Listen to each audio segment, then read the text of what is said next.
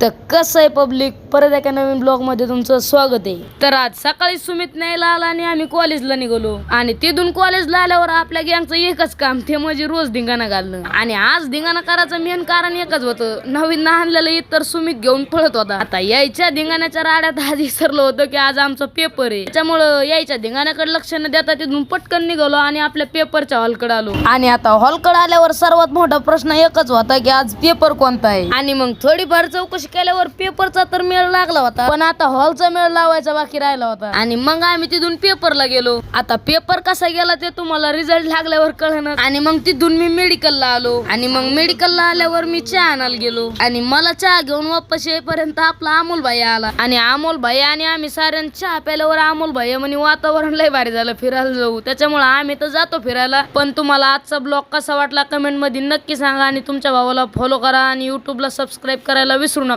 धन्यवाद।